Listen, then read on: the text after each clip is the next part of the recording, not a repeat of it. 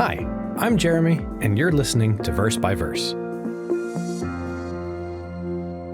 So, my wife and I like to watch baking competitions. That's such a weird sentence to say. We live in an era of time when we don't just have a single televised baking competition, we have an entire genre of televised baking competitions. Anyway, it's something we enjoy watching together.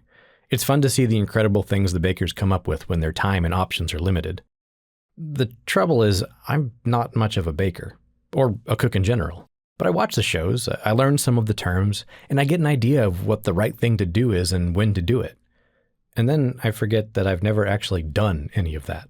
So what happens is, 5 episodes into a season, I'm shouting at the TV screen, "No! Why wouldn't you blind bake that first?" Or, "She needs like 3 more turns if she wants to get any kind of lamination into that dough."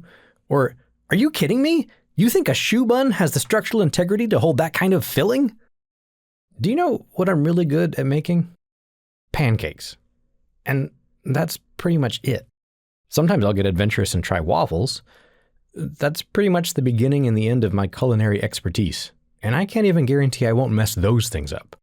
But sure, yeah, I can sit on my couch and criticize someone with more skill in their pinky finger than I have in my whole body, because I learned a few fancy terms and I've watched edited montages of other people doing the same thing.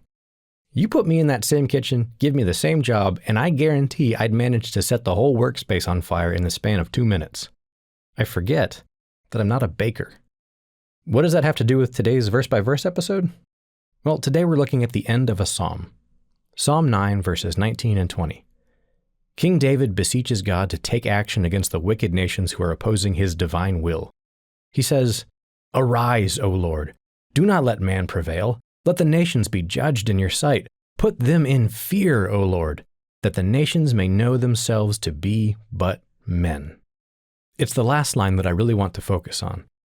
Put them in fear, O Lord, that the nations may know themselves to be but men. The Net Bible says, "Let the nations know they are mere mortals." As humans, we have the nasty habit of thinking we're more in control, more powerful than we really are. This idea of entire nations thinking they can challenge God's will and come out on top, they've forgotten that they're mere mortals. They've forgotten who they are and who God is. They're going to remember real quick when God rises up. The fear that comes from seeing God's incredible power in action has a way of reminding us exactly how small, how mortal we are in relation to Him. And you and I, even as Christians who believe in and obey God, if we start to lose that fear, that healthy respect for who God is and what He's capable of doing, we can start to turn into talentless cooks watching a baking competition. "Oh, why did God do that?" Or, "Why is God doing it this way?" Or, "I would have let that dough prove for at least 20 more minutes." We're not God. We don't have the power, the wisdom, or the perspective He has. We are but men, mortals.